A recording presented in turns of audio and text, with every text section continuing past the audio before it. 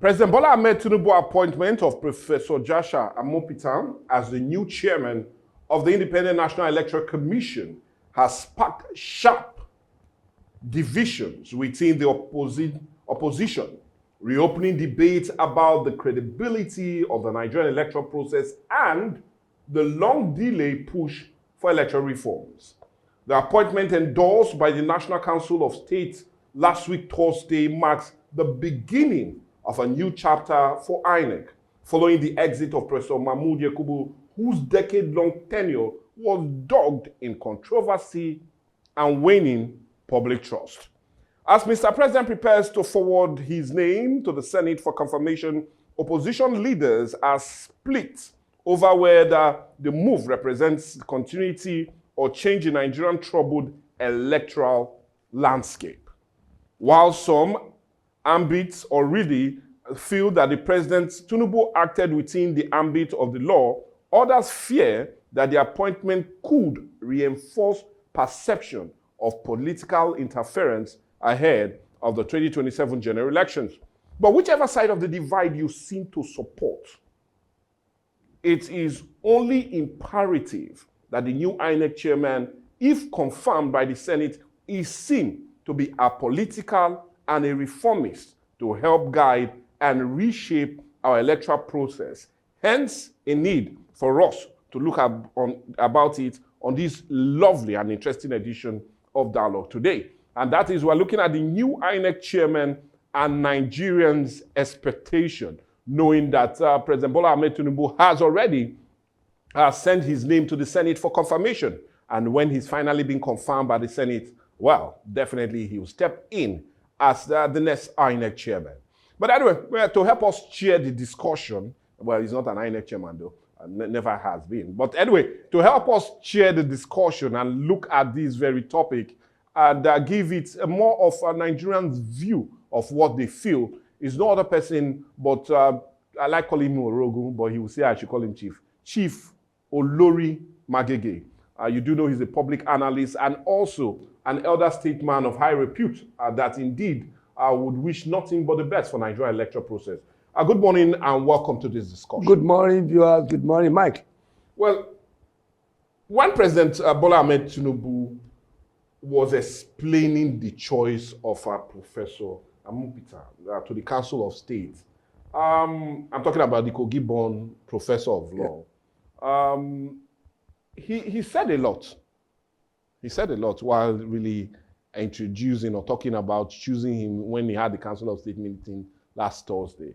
And I'm a bit really interested in what he said about the professor. He said he was a political figure of impeccable integrity and told them his choice was based on record of service and character. And that's what President Bola Ahmed Tinubu said. Now, I am now being forced to ask, because if President Bola Ahmed Tinubu feels is based on his service, which many Nigerians know little of, and his character, which many Nigerians seem to know little of, I want to ask, is that enough for his choice? Looking at what President Bola Ahmed Tinubu said. And in all, we are really concerned about the electoral reforms. That's what many Nigerians are yearning for. So in all, what's your view on the choice of Professor Joshua Amopitan? Well, I know very, very little, if nothing, about him. Okay. So when the president said service, integrity, and all that, he has better information than any of us. Okay. But having said that, there are three parties involved Okay. in the activities of the chairman nominee. One, the country as a whole being one party. What is the interest of Nigeria and the citizenry in this new man, Professor Amopitan, to deliver a credible and fair election, seen to be credible and fair. Adjudged to be credible and fair. That's number one. That's national interest. Then we look at President Tinubu. He has his national interest. He has the national interest, Yeah. of course, as being That's why the, he chose him. He's being the president. sovereign, Yes. being the sovereign. But he also has his personal interest. He wants a free and fair election that he wins, He will be re-elected. that will be re-elected. There's a conflict there. Okay. The conflict is becoming very clear. Then what of Professor Mokpito himself? What is his interest? Personal interest, vis-a-vis the national interest, vis-a-vis Tinubu's interest. We've got to look at it very, very closely. Is he going to fail the man who appointed him? Very unlikely. But his appointment is for Nigerians. That is the issue. Not for a man. That is the issue. Okay. You see, Professor Tinubu, I said Professor Tinubu. Well, he's becoming a professor of economics. Yeah. Well, go ahead. President Tinubu is a human being like me and you. He is interested in re-election. Okay. So he's not going to appoint somebody who is going to knock him out. So behind the mind of Professor Mokpito is, how am I going to pay this man? How am I going to reward him? Should I put the national interest above his personal interest, which should be also my personal interest? These are the factors, the intrigues involved. Hence, I want to believe Michelle Obama, former First Lady of the United States, who said, "You don't know anybody until you give him power." You don't know anybody until you give him power. The way you will behave if you become governor of Delta State may be at variance at my perception of you now, as we're sitting down here. So power is worse than a drug. And you get to answer. So what Professor Mokpito will do, what he will be, can only be determined in the future as he does the job. But the important thing is that do we have checkmates in form of electoral laws, that he's supervision, on the right path. yes, that he keeps the path. And will he have the independence to do the job the way the national interest wants it to be, Okay. or the way he wants it to be? It's Okay. only time that will tell. Okay, well, anyway, I need to tell you we need to continue with our discussion, looking at what you've just said now. And it's just like we're talking as if we really do not know the man, We don't. Professor Mokpito. And it will only be right if we also give a quick rundown of who Professor Mokpito is, so at least we'll know how to start to judge him, knowing that most certainly the Senate will definitely give a confirmation, and he's most certainly likely going to be the next INEC chairman. Now, Professor Mokpito, who was called to bar in the year 1988, and he joined the University of Jos as an assistant lecturer in 1989. Now, over time, he took on roles such as the head of the Department of Public Law, Dean of the Faculty of Law in the University of Jos, and Chair of the Committee of Deans and Directors. He also has contributed to national debate through publications and research, author of books, chapters, and journal articles in areas like corporate governance and privatization, evidence law, and legal reform.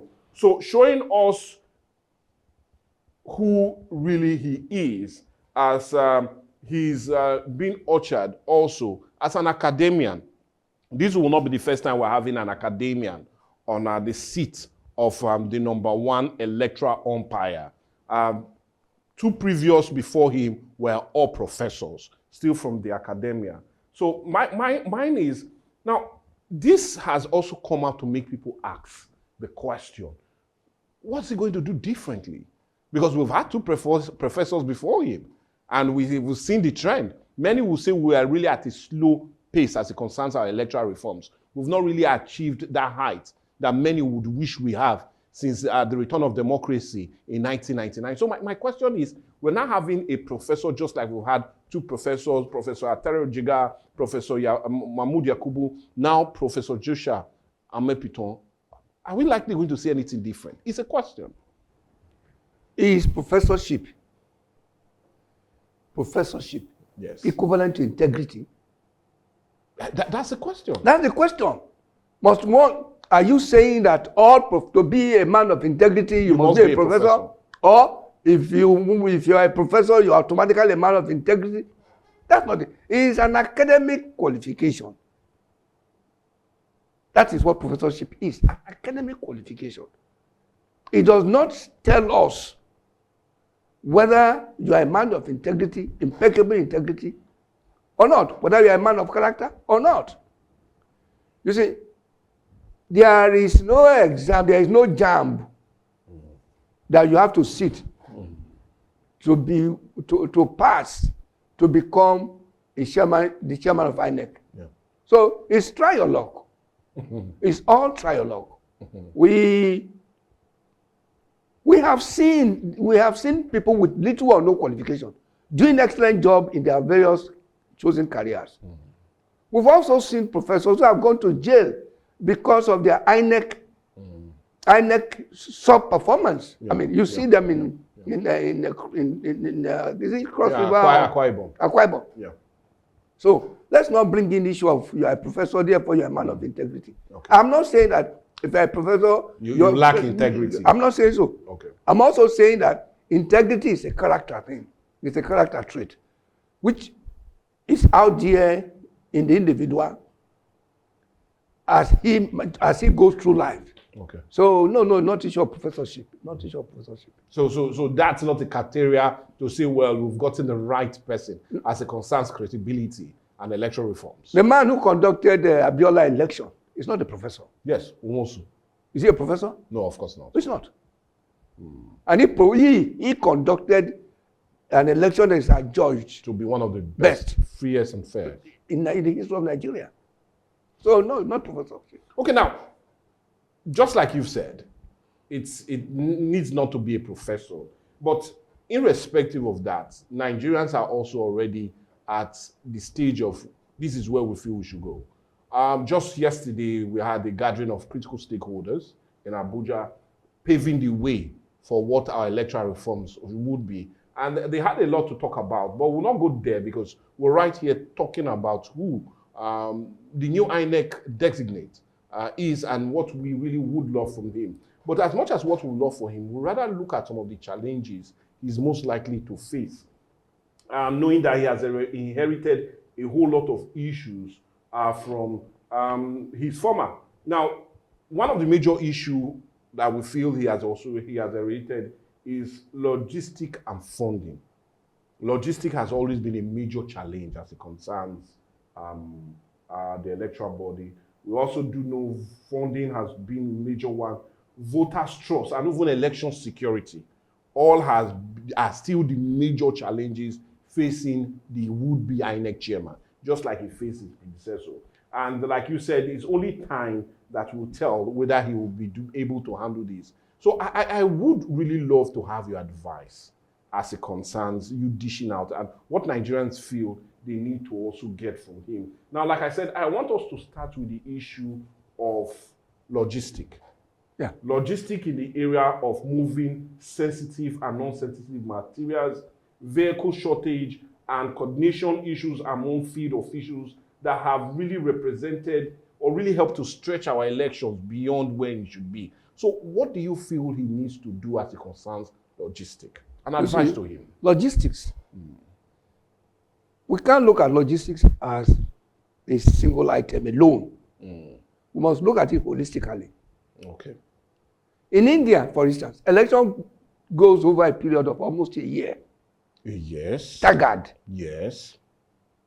And in Nigeria here, we've seen the outcome of elections during the off year. Off cycle. Or out cycle. Off cycle. Election. Maybe we'll look at that. If we're having issues of logistics, because at some point we use donkeys, we use horses, we use leg, we use bicycle, we use boat, we use knock me and knock you boat. Because of the difficult terrains that we have in Nigeria. And this has to do with manpower.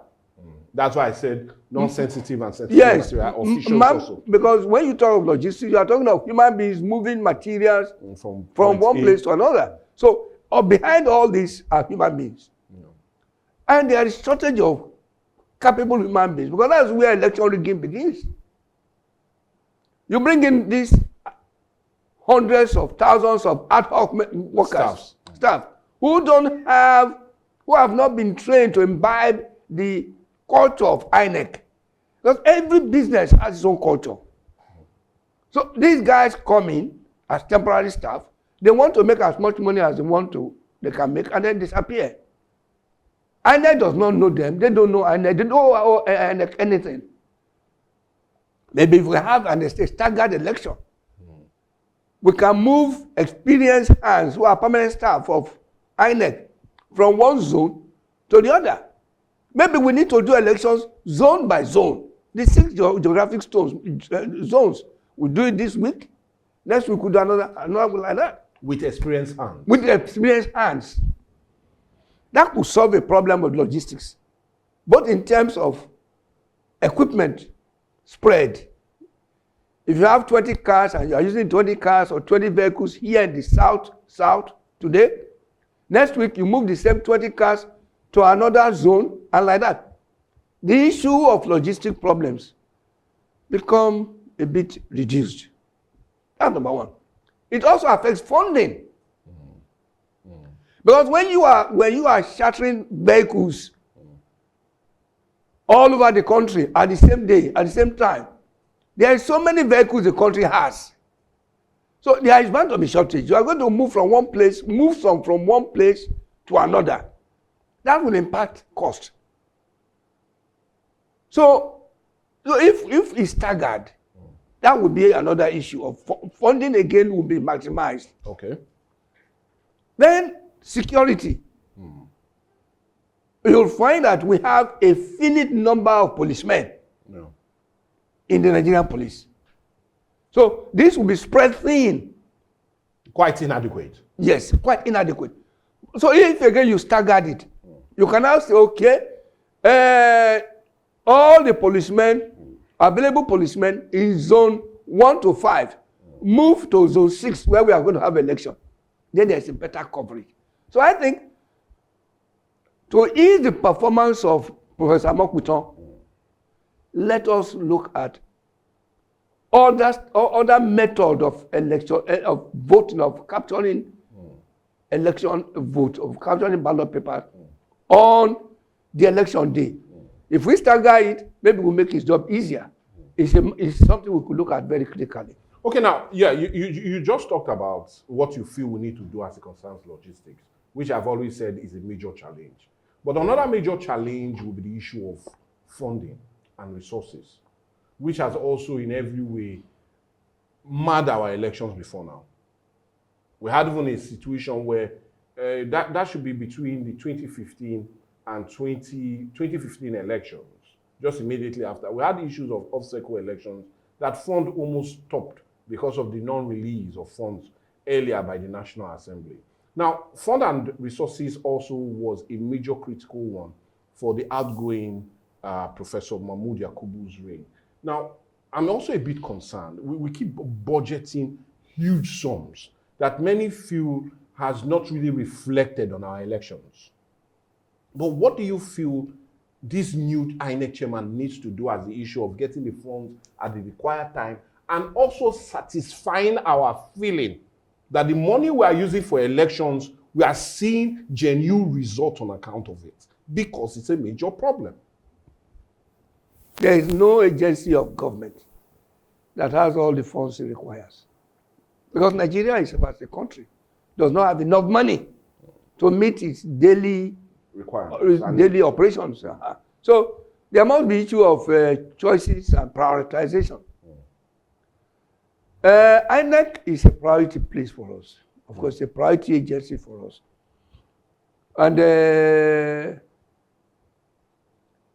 funding and timely release of funding, they are two different things. If you bring money when it's too late, you might as well be throwing away that money. But fortunately, INEC chairman is not the only person in INEC. Yes. We've got staff that are experienced. Agbamuchi has been there for quite some time. Yeah.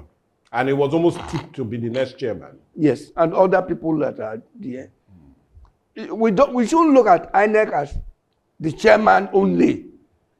It's an institution that has been on there, that has been there for ages.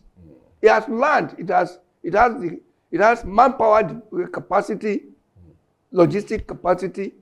Its experience in managing its limited resources. What we'll appeal is, let the National Assembly look critically at the budget of INEC on timely basis, approve what it can approve, and then the Minister of Finance should release funds to it as at when it's needed. That's all we can say. Otherwise, here, me and you, so much is out of our hands. Yeah. Now, perhaps one of the most pressing challenge for the incoming INEC chairman will be the issue of rebuilding citizens' confidence in the electoral umpire. Because you will agree with me that the 2023 general elections brought a whole lot of things out and made Nigerians really examine, critically look at INEC when it comes to the issue of credibility. Issues like technical glitches, results, delay in transmission of results, had often in every way marred the reign of the former INEC chairman, Mahmood Yakubu. Mr. Glitch. Well, anyway, I didn't say Mr. Glitch. He said Mr. Glitch. Now, the question now is, what does he need to do to bring back that renewed trust and hope Nigerians have on the electoral process? You agree with me that the trust and hope Nigerians had before the 2023 general elections were very, very high. Many Nigerians felt indeed INEC had gotten it right, only for us to end up with Mr. Glitch, to end up with the glitches that orchestrated that very general election. So, how can he really rebuild the trust and believe that Nigerians would have in the electoral process itself? Your own assessment. You see, somebody came in as chairman of INEC, introduced electronics into our election process, right? Yes. Not once did Mahmood get the electronic transmission right. Not once. He never did. Not once. And we spent a lot of money on that experiment. We have Beavers, we have IREF, and IRED, and IMAD, whatever. Modal. Oh, came to nothing. It is not what you use that matters. It is how you use it that matters. You are just improving when you are using electronics to count votes. You are just improving on raise your hand and count. That's all you are doing. You are making it easier. But when you, in the process of making it easier, you complicate it in order to get it rigged. That is the problem. If not, what is in counting of ballot papers? It's 1, 2, 3, 4, isn't it? You count, you write it down. Everybody is there. And you transmit. It can even be as easy as picking the phone and the person calling the person. This is what you've got in here. If we are men and women of integrity, it's as simple as that. All these things that we are talking here, it has to do with our lack of honesty, our lack of integrity. If not, what is so easy? What can be easier than raise your hand and let's count? What can anything be easier than that? Whether you do it electronically, whether you do it by hand, whether you do it by ballot paper, they boil down the same thing. Let's count those who voted for you. Let's count those who voted against you. And let's see who has the majority vote. If that comes to the bottom line, that is the bottom line. How well will INEC do this very simple act? That's the issue. When you go to the units, because the unit is the point of beginning, and people vote, and you count the vote, and the vote is correct. The polling agents are there to ensure that the vote that comes to their party is properly recorded. Yeah. It's when it is being transmitted up that all this mago comes in, which can be checked. We know how desperate politicians are to win. Yeah. Remember when we started this discussion, I said, how much of President Tinubu's personal interest will align with the national interest? Yeah. Because that is the bottom line. If Mr. President says he must return at all costs, then no matter what Amokutan does, the integrity will continue, the integrity of INEC will continue to be in jeopardy. That's the bottom line. It all depends on how desperate Mr. President is, how desperate APC is, how desperate other contestants are to win election. And it goes down to the cost of electioneering. Yeah. Because it's difficult to tell somebody after putting 20, 40 billion into an election, and you say he lost. And he didn't see how he lost. He didn't see it. That is the issue of credibility. When you lose and you know you lose, you go home and you cry in the rain. Simple. But when you know that you've won and somebody rigged you out, that's where the issue is. That's where the issue is. So all you are saying that is, irrespective of whether we go through electronic advancements or not, his integrity will count on account of what the result will finally be. Yes. What the result is finally is. And it shouldn't be a black box. It's a process. Now, if you feel it's a process, this is where the question lies for Nigerians. How open should this new INEC chairman be to the whole process? How open should it be? Because you agree with me that some things in Nigeria seems always to be opaque. Opaque in the sense that we rarely understand the mindset, the runnings, the attitude, what seems to play out in most of our government agencies. INEC, when it comes to openness, is what Nigerians are truly seeking for. So how really should the process be open? Because you would agree with me that if the process is open, he will never be arm twist. It will be like blue and white. Even if the ruling party wants in every way to circumvent the process, he will be open to say, well, this is the book. So how open should he be, and how important is this issue of being credible, being open, being genuine, being outcoming with what is happening, that will give us that trust that, yes, this man is indeed the man for the job. You see, Mike, there is no part of electioneering, no part of voting that is secret. Every aspect of election is open. It's done in the open. In the primary school, in the town halls. None is done in anybody's room, in anybody's house. So I ensure that nothing goes to anybody's house, anybody's private quarter, anybody's hotel. Do it where the law says it should be done. Casting of ballot papers should be done in the unit polls, in the polling units, isn't it? Yeah. Let it do it there. That's open. Everybody is there to see. Okay. When it's counted there, do it and let everybody see it. When the result is being written out, do it, let everybody see it. Give the sheets, the result sheets, to the agents. It's open. That is the beginning of collation, isn't it? Then you move to a central point. Yes. Where all these sheets are gathered, collated. are collated. Again, it's open. It's in the town halls. In the primary school or secondary school, open place. There's no secret place here. But is that not how our elections have been, and yet we keep crying that it has not been really transparent and credible? You see, in between, in the transmission process, that's where results are changed. Where 411 is now changed to 114. So, Professor Amokutan must ensure that that is eliminated.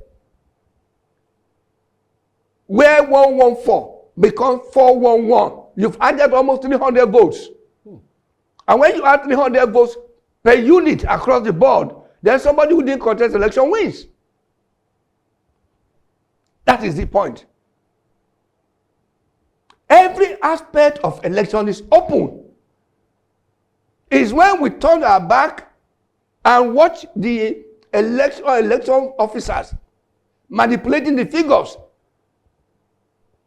that the problem comes in. So that's where BVAS comes in. Are you getting me?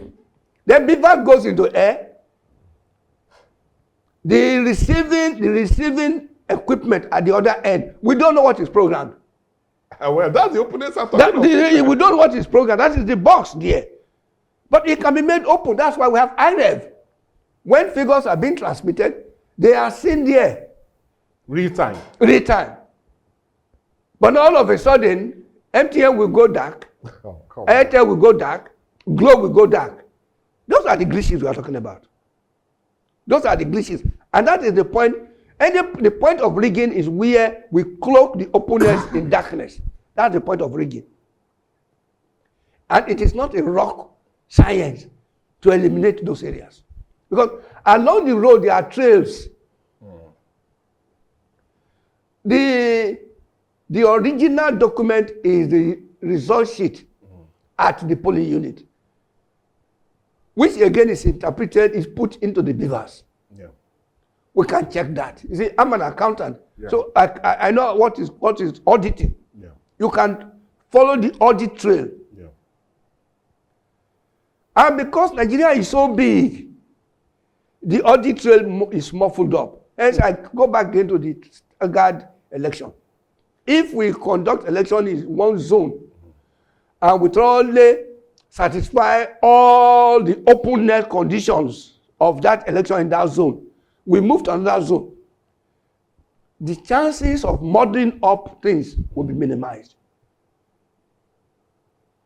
And it will improve transparency and credibility. If Professor Amopitan wants to be believed, let him open up all these secret corners, all these secret boxes in which people can manipulate. That's the point. Okay, now, well, in case you're joining us, we're talking about the issue of the new INEC designate or chairman to be, waiting for the Senate confirmation of Professor Amopitan. You do understand that he was only introduced last week, Thursday, during the Council of State meeting by President Bola Ahmed Tinubu, insisting that he was chosen on account of service and character. Undermining Nigerians are still waiting to see, well, if they know him that well. But anyway, all we're trying to do is set the agenda for what he should do. Not just to make us have credible elections, but to also win back the trust. Now, many Nigerians seem to, the trust seems to be waning in recent time on account of some of the happenings of Mr. Glitches, he keeps putting, of the glitches we experienced in the last general elections. But irrespective of that, the agenda setting is still what we have on this lovely, interesting edition of Dialogue on Atlantic TV. Now, another major concern that many Nigerians will also have as an account of the election, this might not be in his hands, is the issue of security. Security is not in his hands at the moment. Security is more on the federal government's hand and state government hand. Now, you agree with me that the turnout of elections has been greatly impacted by what seems to happen right there at our electoral, during the field. Now, we talk about ballot box snatching, we talk about real-life violence being perpetrated right there during our elections. And we've even seen some areas that would not vote on account of insecurity, especially those in the IDP camps. We rarely even have them vote on account of being displaced. Now, let's look at insecurity and what needs to be done to help end the trend of low turnout on account of fears during our election. What should this government do? Insecurity is a general thing. We can't look at... But let's narrow it down just to the election and the election circle. Let's narrow it down to see how we can also get the voters well secured and our election, because if it's not secured, there's every chance of manipulation. You see, the contestants in every election provide enough security. The contestants. The contestants. The political parties. How do you mean? What I mean is this. In election day, every political party brings able-bodied men. Able-bodied men means thug. That's the meaning of it. Able-bodied men. 10 per unit. This one brings 10, this one brings 10, that one brings 10. The place is secured. The test, if you bring fight, we fight you. We have men to fight you. The police is just there to separate them. That's all. What security does police provide? They are just there to. They are more like how will I put it? You put A referee? not a referee. You put a sculpture there and you put a gun in his hand. A fake, and that's what he does. In terms of security, key security, no, they don't provide all that much security. It's the political parties, able-bodied men that are there. So should we have thugs during our electoral, on field during the election itself? You see, you are talking as if Nigeria is United States, as if Nigeria is Britain, as if Nigeria. We must talk vis-a-vis our level of development. So why not roll in the military? Rolling the military? Yes. Has the military done well with the bandits? In the area of their specialty, in the area of their training, have they done well? How well have they done well with the bandits? How well have they done with Boko Haram? That now want to bring them into election. No, just to secure the ground. To secure what? Are people dying, are fighting, are dying there? There are laws. If ballot papers are snatched in any polling unit, cancelled. Simple as that. If there is fight in any polling unit, cancelled. There are laws regulating this thing. The laws are not enforced. That's the bottom line. I will come around and we blame this, we blame that, we blame this. How? If there are laws regulating your actions, your activities at the polling unit, and there is punishment meted out for your infringing those conditions, we'll learn. How many people have you seen apart from that professor in Akwa Ibom that was punished? Yeah. Jail. Sent to jail. Jail. How many politicians can really raise up their hand and say they've not been involved in ballot snatching? How many have gone to jail? If you snatch ballot and you win, everything is forgiven. All the men that help you to snatch your ballot papers, you give them appointment. Okay. You've rewarded intransigency. And that is the problem. The law is not enforced. If the law is enforced, the issue of security will not come. The issue of security will not be there. If the police is there to arrest people who infringe on the laws, there won't be any, we will not be crying over security. We will not. Okay, well, anyway, well said. And I want us now to, because of time is never a friend, especially when we're having such a lovely discussion. I want us now to come to the opposition. Now, do we have any? Well, the dwindling opposition. If that's what you want me to say. The dying opposition. Well, I will not call them dying, because Makinde said they still have a formidable force. So let me just leave and believe what he said. Now, let's look at the opposition. They're already crying blue foul on account of the appointment of the... They are very good at doing that. On the account of his appointment.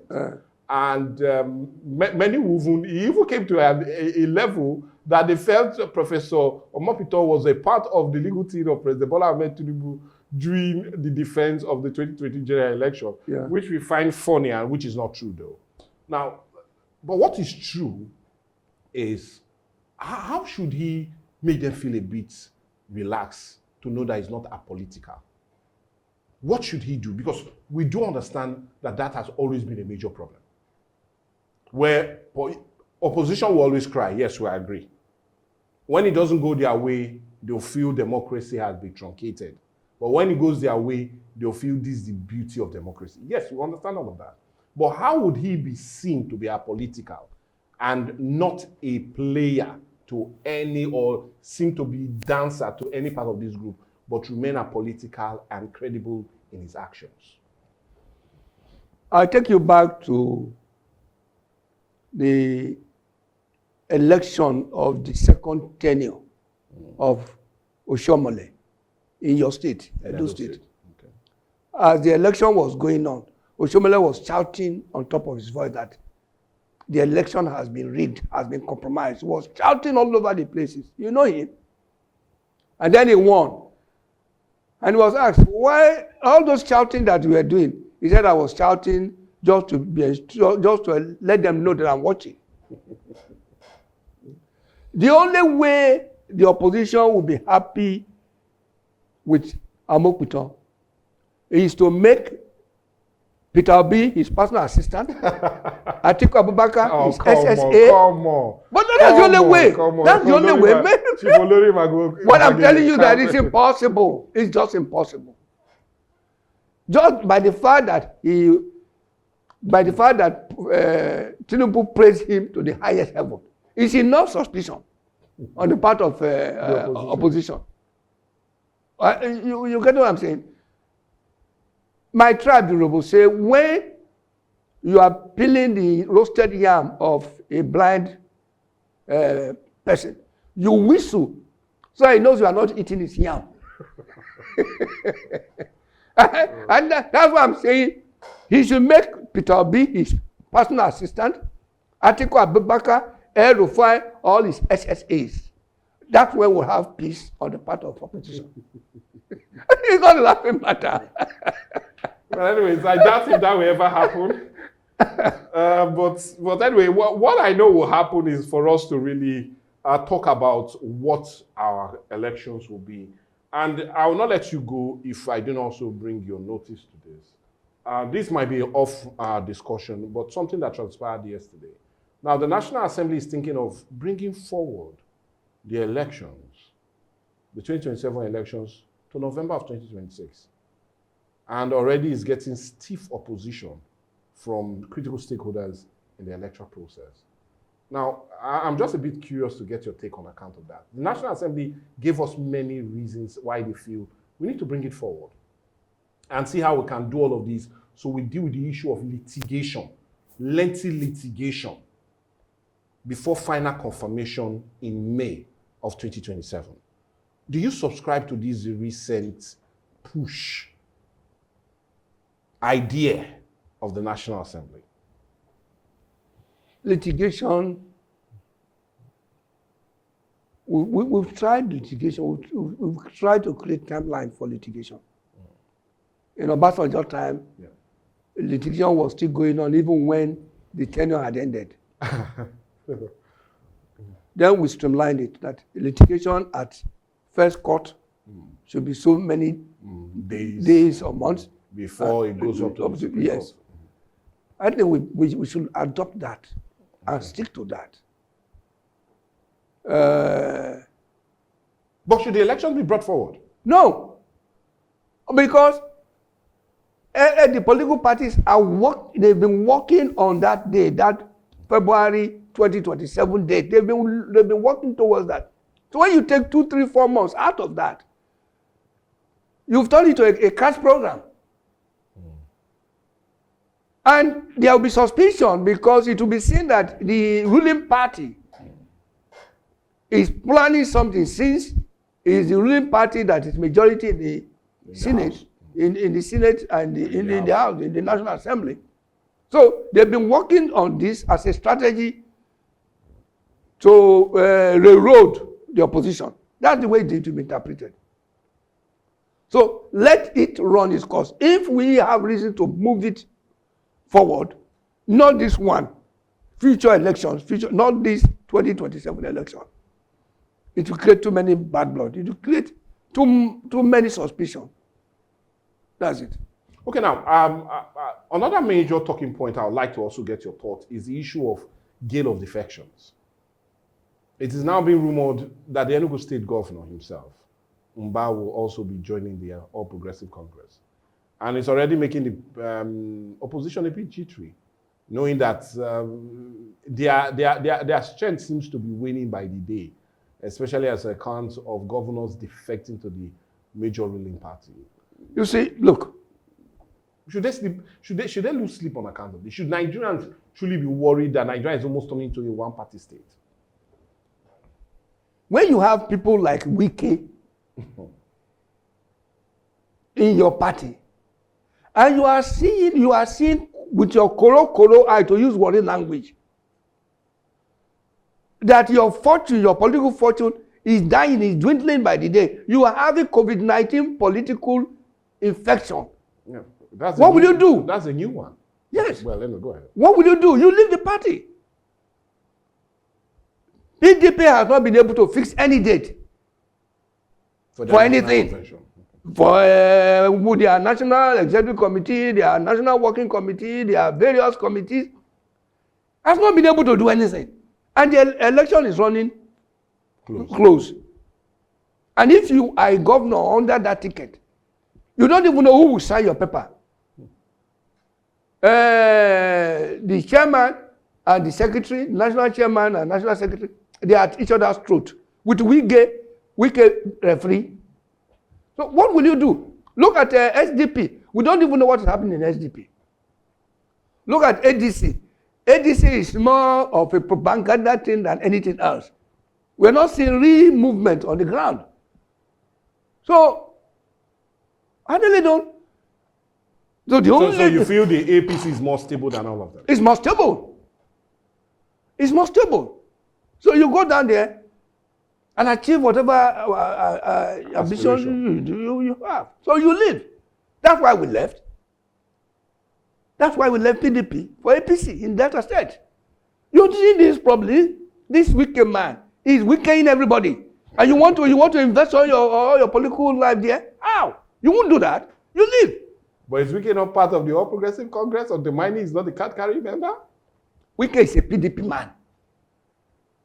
Wike is a PDP man. But he's working for the APC. He is working as a minister. He is working in the government. The civil servants, are they all APC members? Of course not. You get me? Is that a political way to answer me? Is saying Wike is more of a... You are asking me a question that you know the answer. Why? How do I answer that? Wike is amphibious. Politically amphibious. It's neither here nor there, but it's everywhere. But let me tell you this. Yeah. In his own personal interest, no. Let him change his style. Because there is life after this government. There is life after this government. At the end of the day, we're all going to stand up and say, where were you when things are going so bad? But would you blame him? He seems to also have that feeling of being betrayed in the last election by his party, especially during the primaries. Is that not a reflection of his anger that is now... They didn't win the election.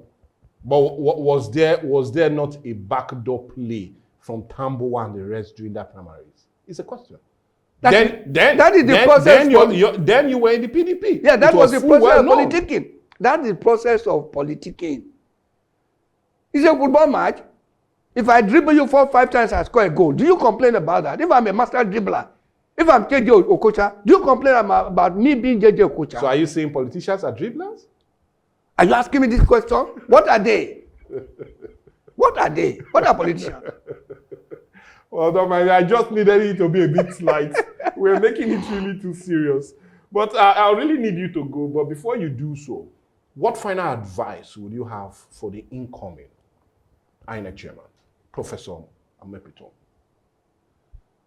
Let him look at all his predecessors and how they are being judged today after they've left. I think very few, if any, will want to have their names given to somebody else's child. You see Gowon being given to children. Yeah. You see Azikiwe being given to children. Awolowo being given to children. How many Jega has been given to children? How many children have been named after Jega? How many would be named after Mahmoud Yakub. So he should look at that and then look at Nigeria. Because we will all live and we live for our children to come. What is it that we are living for them? A country fraught with election rigging, a country fraught with forever litigation, a country fraught with basic dishonesty. It doesn't go anywhere. So let him think about that. The bottom line is, let him go into his inner sanctuary that nobody else knows except himself, and decide, is he going to work for posterity or is going to work to please masters? That's what I advise him. Well, anyway, on that very lovely note and advice given by no other person but Chief Olori Magege, we'll come to the end of this lovely edition of Dialogue on Viewpoint. I really need to appreciate you so much for coming and giving us your insight as a concern, or rather setting the agenda for the incoming INEC chairman. We truly appreciate your time. Every time we call on you, you're always there to really honor our call. We really would say we are really appreciative of that event. Thank you, Atlantic Television. I wish you all the best. Well, thank you so much, sir. Well, anyway, it's more like a wrap for us today on Dialogue, but you know it will never be complete if we do not have your reactions, your views, and comments. And hence, we're telling you to go drop your comments on our different social media platforms. They're already there on your screen. And not just share and like, but also comment on all our lovely topics, especially this. What will be the agenda setting for the incoming INEC chairman? To let it look as if the credibility will be there, and not just only that, but rather service to the nation and make, like our guests have said, his name be put on gold in the future. Well, anyway, all of those comments we'll love to get, and be rest assured that when they come, we'll definitely be reading them out just to acknowledge your presence on our social media platform. But for me, Michael Gobadia, it's quickly a wrap, but remember the news will come around the hour, and well, trend still takes a major one right here on Viewpoint on Atlantic TV.